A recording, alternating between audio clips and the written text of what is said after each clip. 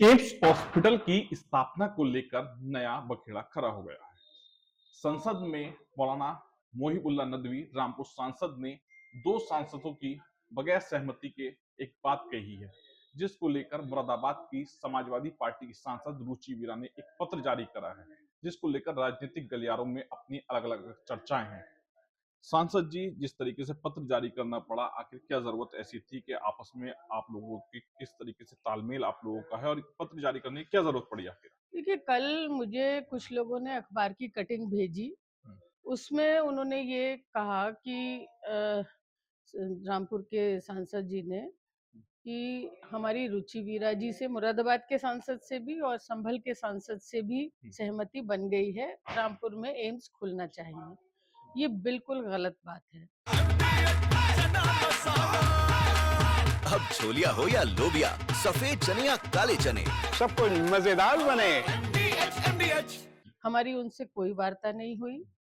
उन्हें भी रामपुर में कुछ भी मांगने का हक है और मैं भी निरंतर 1.5 साल से कोशिश कर रही हूँ कि मेरी कॉन्स्टिट्यूएंसी में मुरादाबाद में एम्स खुले। तो अपनी अपनी जगह पे मांगने का सबको हक है, लेकिन ये कहना उनका बिल्कुल गलत है कि हमसे कोई उनसे वार्ता हुई थी। उन्होंने जब सदन में भी कहा तो हम एकदम देखते रह गए, भौचक्के रह गए। और फिर उसके बाद उनका अखबार में छपवाना कि दोनों जिलों के सांसदों से हमारी सहमति हो गई थी, ये बिल्कुल गलत है, निराधार है। और इसमें कोई आपस में कोई ऐसी बात नहीं है। उन्हें वो अपनी जगह मांग सकते हैं और मैं अपनी जगह मांग सकती हूँ, और मैं कोशिश कर रही हूँ बराबर। और मैं मुरादाबाद वालों के लिए न केवल एम्स और जो भी चीजें हो सकती हैं, जो भी आवश्यकता इस कॉन्स्टिट्यूएंसी में है मुरादाबाद में, मैं उसके लिए निरंतर संघर्ष करती रहूंगी। संसद जी, अगर बात करें सीएपीएफ बिल का, आपने संसद में विरोध किया, आखिर क्या इस बिल से समस्याएं हैं और क्या लोगों ने आपको बताया क्या कुछ? देखिए, सीएपीएफ जो हमारे जो अलग-अलग, जैसे आईटीबीपी है, जैसे बीएसएफ है, जैसे एसएसबी है। एक तो समस्या ये है कि ये लोग हमारे लिए जान देते हैं, हर जगह, चाहे आंतरिक सुरक्षा की बात हो, चाहे सीमाओं पर सुरक्षा की बात हो, हर जगह ये लोग मुस्तैद रहते हैं। एक तो इनको मरने के बाद भी जो है वो शहीद का दर्जा नहीं दिया जाता। एक इनके प्रमोशंस में मतलब दोहरा व्यवहार किया जाता है। जो आईपीएस होते हैं उनके 4-4 बार प्रमोशन हो जाते हैं और इन लोगों के 20-20, 25-25 साल तक भी कोई प्रमोशन नहीं होते। तो जो विषम परिस्थितियों में जिनकी वजह से हम चैन की नींद सो पाते हैं, उनको उनका हक ना मिले। और सरकार ये बिल तब लाई है जब सुप्रीम कोर्ट ने इसमें इंटरवीन किया है। हाई कोर्ट से हारे, सुप्रीम कोर्ट से हारे, फिर अपील में गए, मतलब जो कोशिश हो सकती थी। तो भाई, ऐसा सरकार को सीएपीएफ के अधिकारियों से क्या जो है वो मतलब उनके साथ क्या दोहरा व्यवहार है कि वो उनको न्याय देना नहीं चाहते, उनको उनका हक देना नहीं चाहते।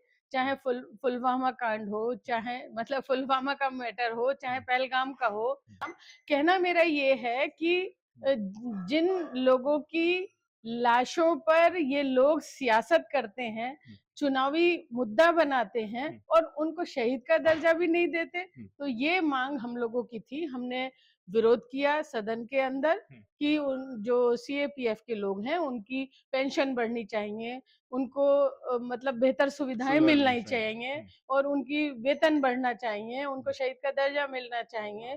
तो ऐसी तमाम मांगे हमने उनके लिए सदन में रखी। अच्छा, एक अहम सवाल ये है, यूपी की राजनीति से अहम जुड़ा हुआ। हाँ आजम खान एक बहुत बड़े नेता है जी। और लंबे समय से जेल में है। विधानसभा चुनाव नजदीक है। समाजवादी पार्टी को आजम खान से बात करें, राष्ट्रीय अध्यक्ष के, दोनों के संबंध काफी अच्छे हैं, लेकिन जिस तरीके से जेल में है, न्याय प्रक्रिया में क्या कुछ जो है आप लोग उनके साथ में खड़े, किस तरीके से परिवार का साथ देते देखिए, इस कोई शक नहीं है इसमें कि आजम साहब बहुत बड़े नेता हैं और मैं कहना चाहती हूँ कि देश के बड़े नेता हैं। उनके साथ अन्याय हो रहा है, मतलब जो अन्याय की जो भी हदें हो सकती हैं वो उनके साथ हो रही हैं। और समाजवादी पार्टी के मुखिया और हम लोग तो खैर छोटे कार्यकर्ता हैं, हम सब लोग उनके लिए बराबर दुआ कर रहे हैं, बराबर ये है कि भाई वो चुनाव से पहले बाहर आ जाएं। उनके परिवार के साथ जो जुल्म ज्यादती इस सरकार ने की है, ये बिल्कुल मतलब इंतहा है।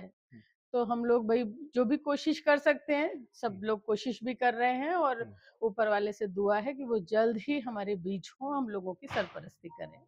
अच्छा, अगर बात करें इंडिया अलायंस की, क्या कुछ स्थिति है 27 के विधानसभा चुनाव में? किस तरीके से आपके राष्ट्रीय नेतृत्व किस तरीके से तैयारी कर रहा है? देखिए, हमारे राष्ट्रीय अध्यक्ष अखिलेश यादव जी अपने विकास के बल पर, अपनी मेहनत पर, अपनी जो उनकी पीडीए है उसके ऊपर हर कार्यकर्ता हर जगह, बहुत बड़ी कामयाब अभी दादरी में रैली हुई है, बहुत बड़ा समर्थन लोगों का मिल रहा है, तो उस बल पे चुनाव लड़ रहे हैं। गठबंधन की बात तो देखिए बड़े नेता तय करेंगे चुनाव से पहले कि किससे गठबंधन करें ना करें, लेकिन समाजवादी पार्टी अपने आप में ही पूरी तरह तैयार है मुकाबला करने के लिए, और ऊपर वाले ने चाहा तो बहुत अच्छे वोटों से, बहुत अच्छी तादाद की हमारी एमएलए जीत कर आएंगे और राष्ट्रीय अध्यक्ष अखिलेश यादव मुख्यमंत्री बनेंगे। पश्चिम बंगाल की अगर चुनाव की बात करें, किस तरीके से आप लोग जो है तुम्हारा साथ दे रहे हैं वहां पर? क्या रणनीति रही है पार्टी की पश्चिम बंगाल में? आप लोग चुनाव नहीं लड़े, लेकिन फिर भी जो है साथ देने के लिए गए हैं। देखिए, बिल्कुल हमारे राष्ट्रीय अध्यक्ष ममता बनर्जी जी से, एक्स चीफ मिनिस्टर जी से हम उसके साथ हैं, और हम लोग पूरी तरह से उम्मीद कर रहे हैं ऐसी कि दीदी चुनाव जीतेंगी और भाजपा को मुंह की खानी पड़ेगी।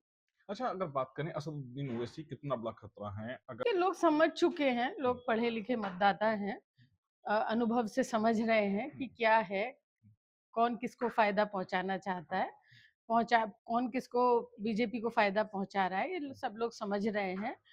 अब इस घपले में कोई आने वाला नहीं है। मेरे साथ बात करने के लिए मुरादाबाद की सांसद रुचि वीरा जी थी, जिनके द्वारा तमाम जानकारी साझा की है। शारिक सिद्दीकी, टीवी9 मुरादाबाद। ये है सीक्रेट रेसिपी MDH का जीरा सब जलजीरा मसाला।